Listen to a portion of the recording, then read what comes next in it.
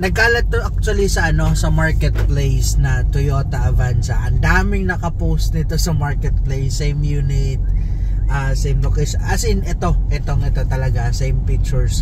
So meron sa amin nag-request na, Sir Ton, pwede ba namin ma-request, may nakita kasi kami na Avanza sa Legazpi City, pwede ba namin i-request na may video mo?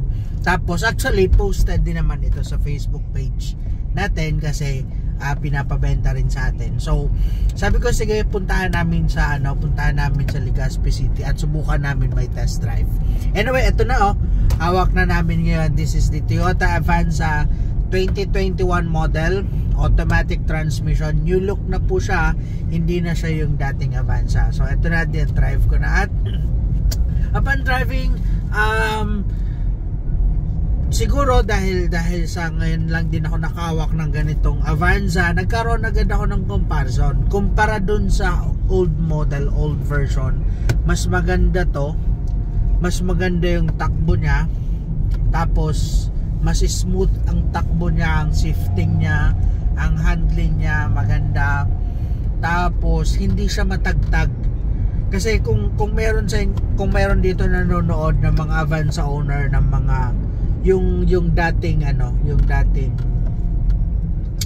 version ng Avanza, medyo matagtag po talaga siya, ramdam mo talaga yung tagtag.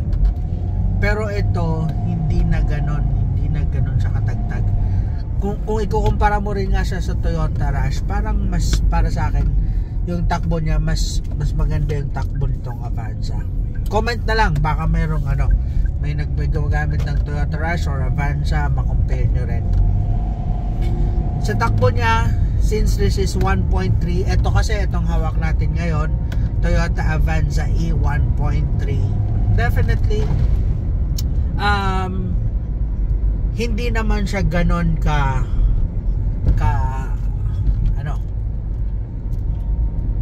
kalakas ang hatak niya, hindi naman ganon kabilis ang takbo niya. Pero kapag nakakabuelo ka na rin, okay na siya. Ayun, maririnig nyo rin ang tunog ng makina niya.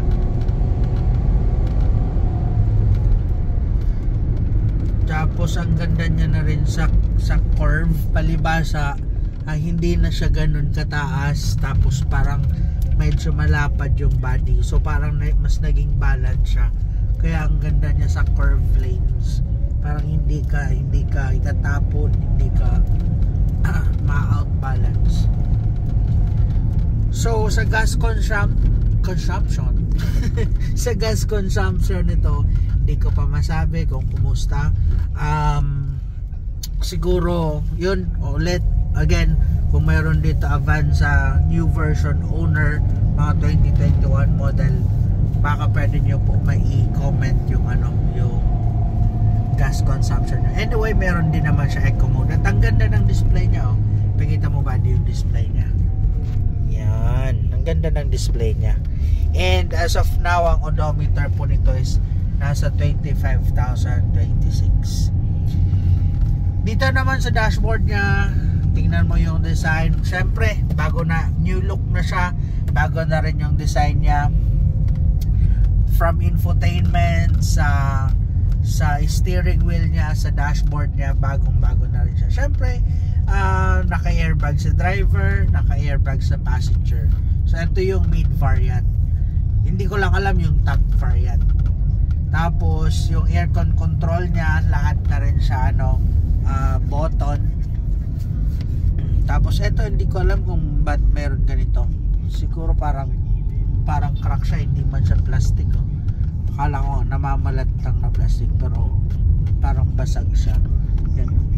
Pero wala naman siya purpose, wala naman siya epekto. Infotainment niya, syempre naka touchscreen monitor na rin ito.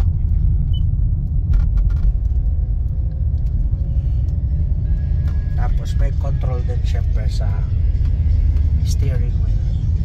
Then may bottle holder dito, meron din ng bottle holder pero nakatago. Tapos sa dashboard niya, meron siyang, actually sa interior makikita nyo, lahat siya black plastic, lahat siya hard plastic hanggang sa dashboard.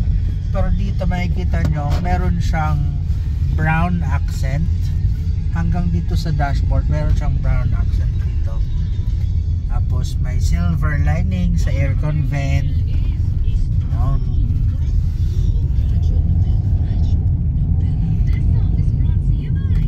Tapos maganda kasi comfortable ang position niya. Kung nasa driving position ka, ang level nito tamang tama siya. Napaka comfortable niya.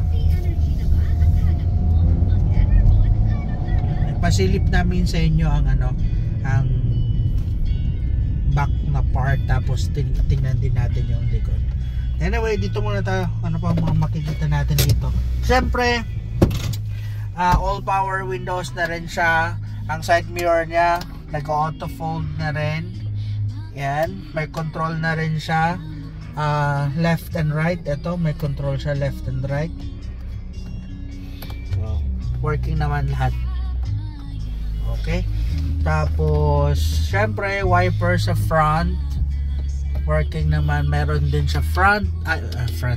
Meron din siya wiper sa likod. Okay. Then handbrake. Tapos andito yung charging port. Meron ka rin armrest dito.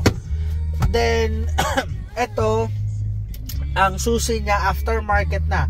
Parang hindi ganyan yung susi ng ng Avanza. So aftermarket na ito. So baka pinagawa na po yan. Okay? Then ano ba? So far, ang aircon niya, malamig na malamig ang aircon. Tingnan natin ang ang second row. Tara, baba tayo, baba.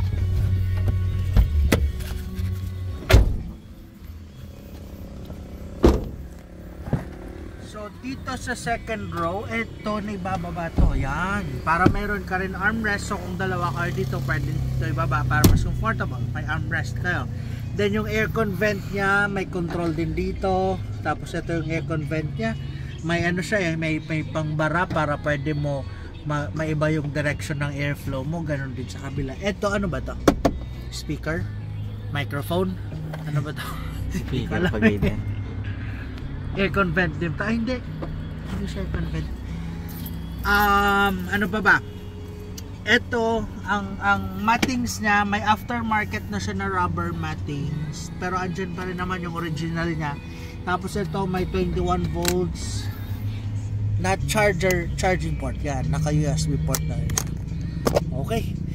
Then, ano pa ba? Ito, na-fold ito ng yan. Siyempre, ganon din yan para makadaan yung nasa likod. Pero pwede mo ito fold na nga. Fold mo rin nga to, buddy.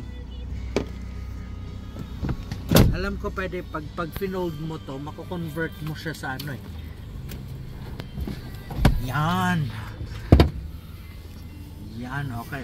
So, ang luwag niya. So, kung dalawa lang kayo, marami kayong luggages, ang laki ng lalagyan nyo ng luggages. Actually, pwede nyo ito i-convert sa kung gusto nyo may mahigan kayo, matutulugan. May idea! Pwede to, mahigaan nyo to. Siyempre, ayusin nyo lang para mas comfortable. Tapos, ano pa ba? Yun, that's it. Okay, tingnan natin yung pinakalikod. Tara. So, dito sa pinakalikod, ayan rin siya, may reverse camera na rin. Naka-built-in na yan. Ito yung pinakalikod. Ito yung spare tire niya. Diyan yung tools. Ano ba? Sabi meron daw issue to. Parang may nag-leak dito. Pero, ewan ko kung totoo yun. Sabi naman nila, eto lang daw yung pagkakalagay lang nito. But anyway, hindi natin alam. Okay, ano pa ba? Spare tire. So yun, interior is good. Wala nang hanapin pa. Very comfortable. Sobrang malamig ang aircon. Ang sarap ng long distance. And kahit hindi ko lang sure kung puno kayo dito kung kumusta magiging performance yan.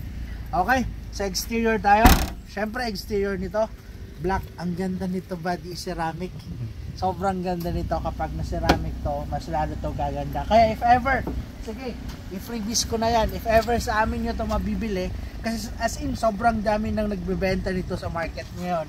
Nakapost to sa marketplace. Ang dami nagpost nito sa marketplace. Pero syempre, kung sa amin nyo to mabibili, free ceramic coating, diba?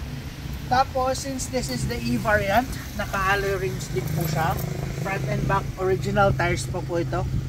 Tapos, naka-drum brake sa likod. Then, naka-disc brake rin sa front. Okay?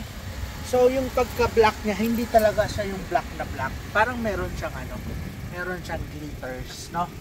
Siyempre, naka-rain visor na rin. May side mirror na rin. Okay. Pakita natin yung engine.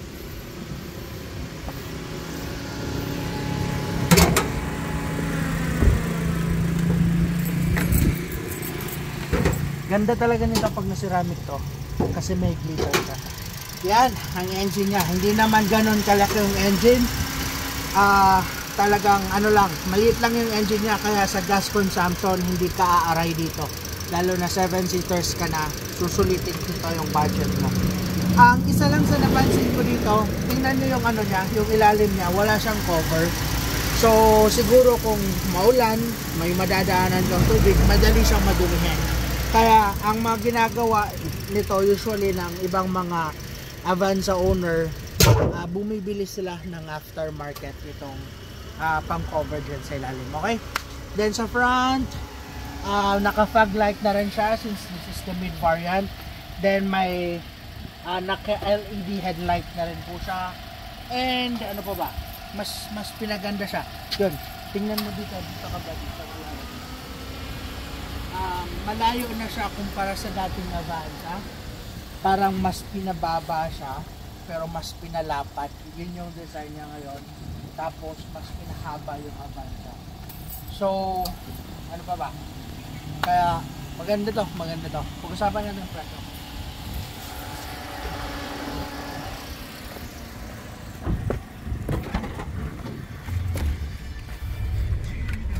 Okay. Presyo nito actually posted ito. Makikita nyo naman to. Makikita nyo to. Posted to sa marketplace ng 870,000. Pwede siya cash, pwede sa financing. Pero ito may sasabihin ako sa inyo. Sa atin lang to. Kapag sa amin nyo to binili, bibigyan ko kayo discount. Syempre plus ceramic coating pa. Diba? Diba? Para mas lamang tayo dun sa dami lang nagbebenta nito.